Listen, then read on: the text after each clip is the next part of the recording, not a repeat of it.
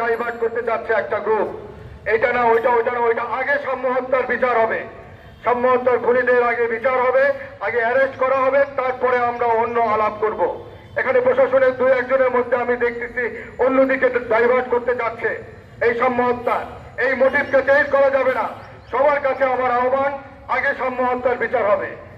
বিগত 2 মাস আগে বেসরকারি বিশ্ববিদ্যালয়ে একজন ছাত্রকে হত্যা করা হয়েছে, তারও কোনো বিচার হয়নি।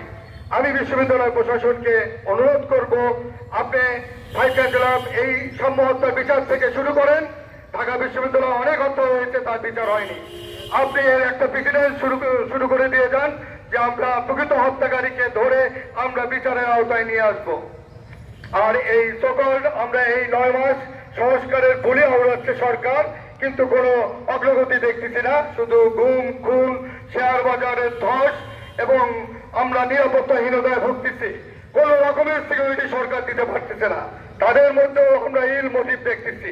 তো আগে দেশকে ভালোবাসেন, দেশের জন্য কাজ করেন।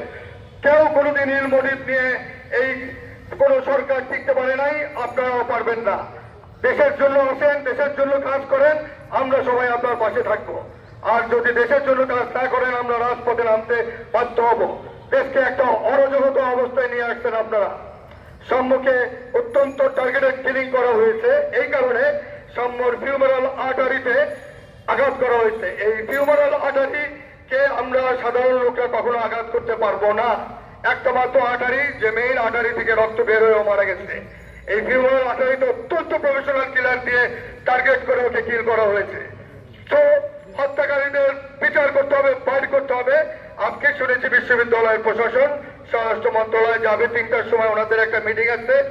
আপনি ভাইস চ্যান্সেলর হিসাবে আপনার সন্তান সবাই আপনি সরকারকে আলটিমেটাম দিয়ে আসবেন যে আমার সন্তানের হত্যার বিচার আমি চাই। আপনি সেভাবে সরকারের পক্ষে স্ট্যান্ড নেন। আমরা সবাই সরকারের বিরুদ্ধে আমরা যে বলবো যে 48 ঘন্টার মধ্যে সাম্য হত্যার যারা প্রকৃত হত্যাকারী তাদেরকে অ্যারেস্ট করতে হবে, বিচারের আওতায় আনতে হবে। আমি আর বক্তব্য বাড়াবো না। সবাইকে ধন্যবাদ ইলেকট্রনিক অ্যান্ড প্রিন্ট মিডিয়া কষ্ট করে আসার জন্য। আর আমার কলিগদের, সম্মানিত কলিগদের ধন্যবাদ। সবাইকে ধন্যবাদ জানিয়ে আমি আমার বক্তব্য শেষ করছি। খোদা হাফেজ।